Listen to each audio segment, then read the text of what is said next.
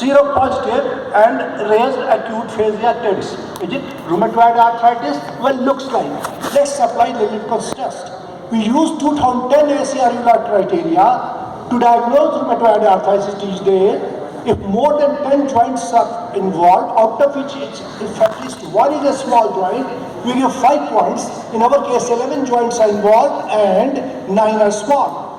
High positive rheumatoid factor 3 points, 6 weeks or more duration 1 point, abnormal ESR 1 point. So 10. And for a different rheumatoid diagnosis, one needs 6 or more. So it's an open and shut case of rheumatoid arthritis.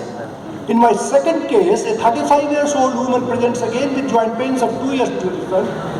Both her wrist, 4 MCP joints, both the ankles, knees and elbow are symptomatic. Again 11 joints, out of which 6 are small. She is seronegative and other investigations are normal. So what is the diagnosis this time? Is it again rheumatoid arthritis seronegative? A middle-aged lady with symmetrical polyarthritis, primary involvement of hands. Is it seronegative rheumatoid? Let us go to the drawing board. More than 10 joints, 5 points. Symptom duration, 1 point. Serology, nil, and acute phase reactants, nil.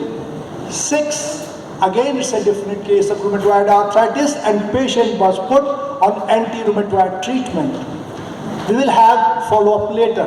Now let's know about the protagonist.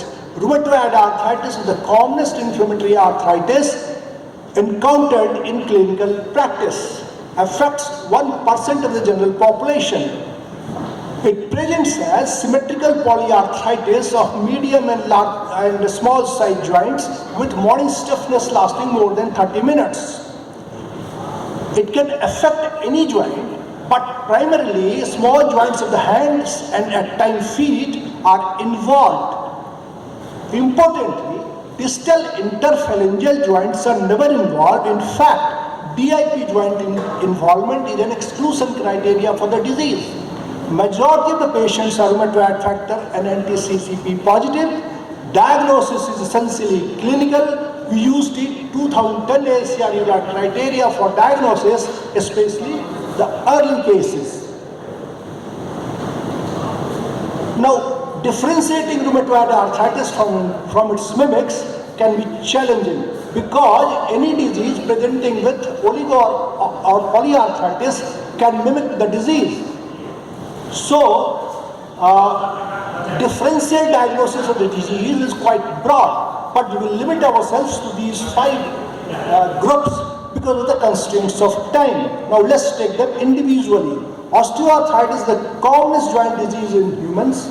Large joint OA affecting knee and hip are not difficult to differentiate from RA, but generalized nodal osteoarthritis, which presents with polyarthritis and involves hands as well, can mimic rheumatoid arthritis.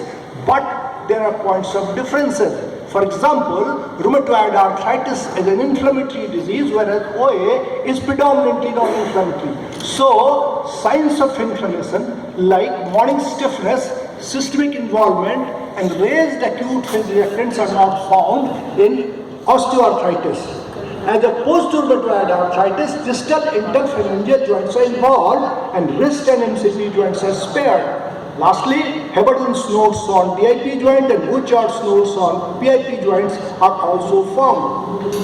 Spondyloarthritis are a group of arthropathies interrelated where main involvement is of axial skeleton. Peripheral joints are also involved and there are some extraarticular features as well.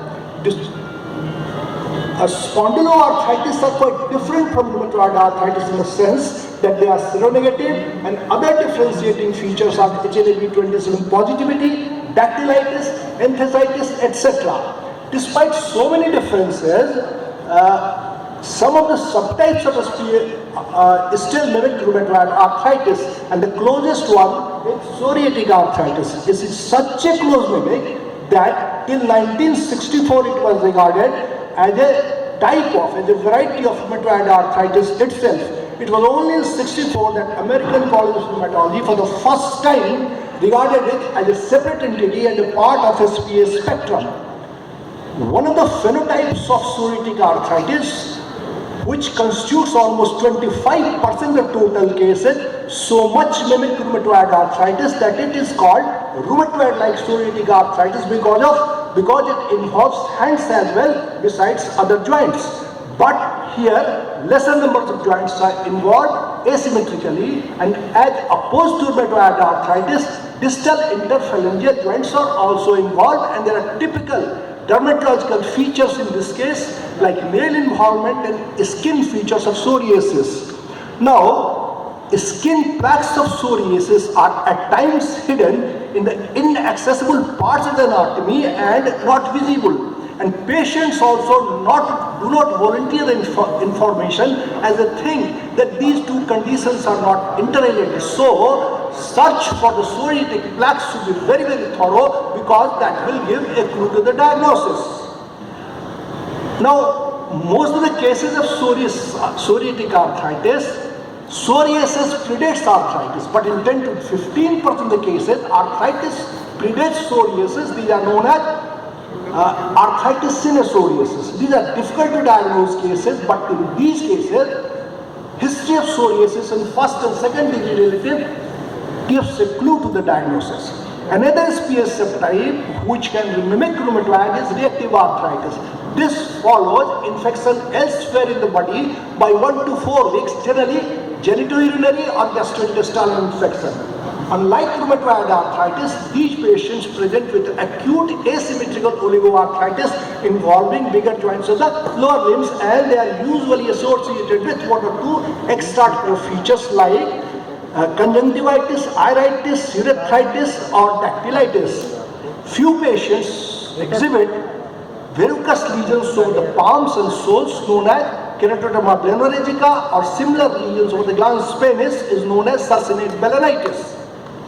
Connective tissue diseases can also mimic rheumatoid arthritis because majority of them have got oligoarthritis or polyarthritis as one of the presenting features.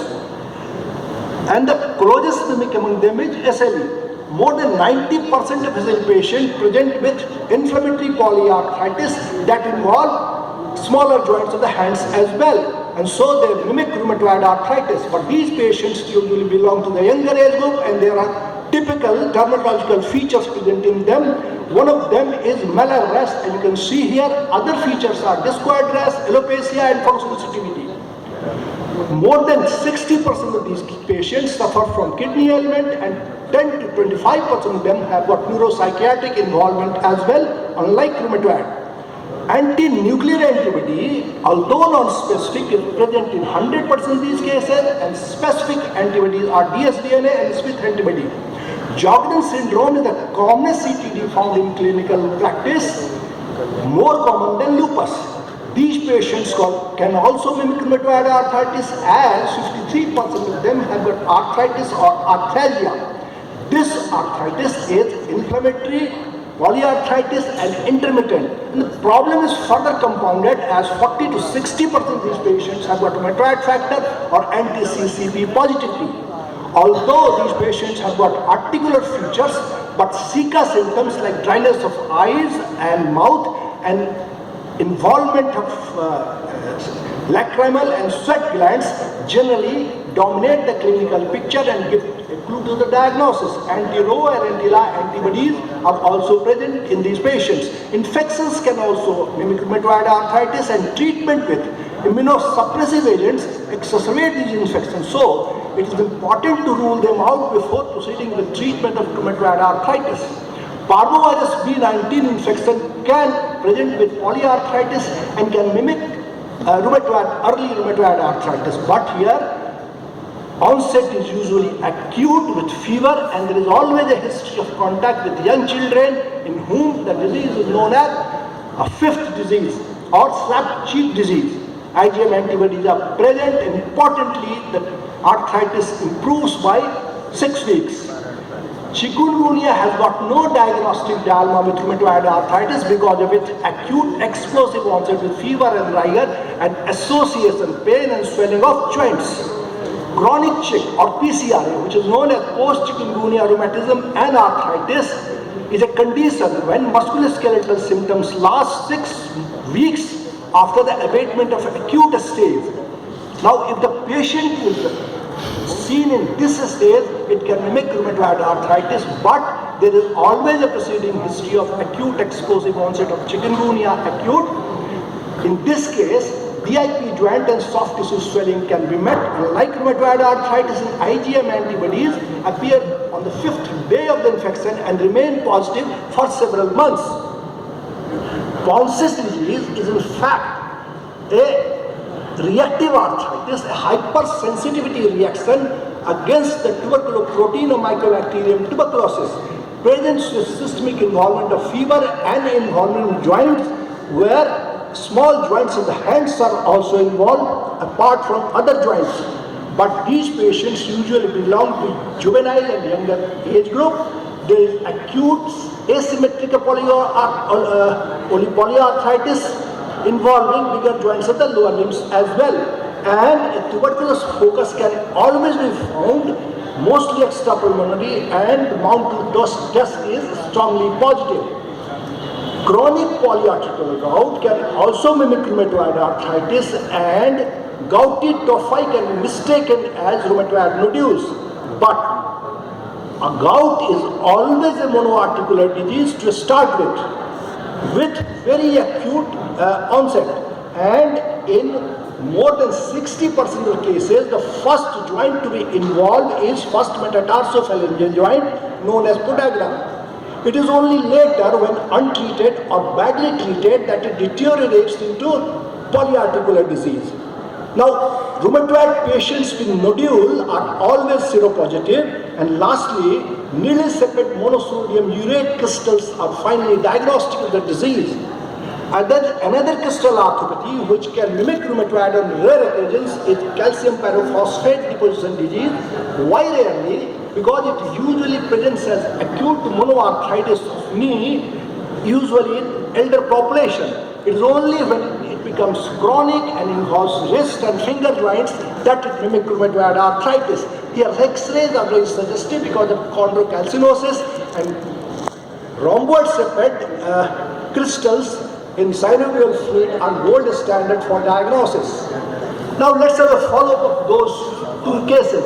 After 4 months, the first case reported marked improvement, whereas the second case reported considerable deterioration with involvement of more joints. So this case was revisited by another physician, and it was found that ACR 2010 classification criteria was misinterpreted and wrongly applied. When you apply this criteria, two conditions must be fulfilled, and the first condition is that there should be a confirmed synovitis in at least one joint. We had 11 joints, so this condition was fulfilled.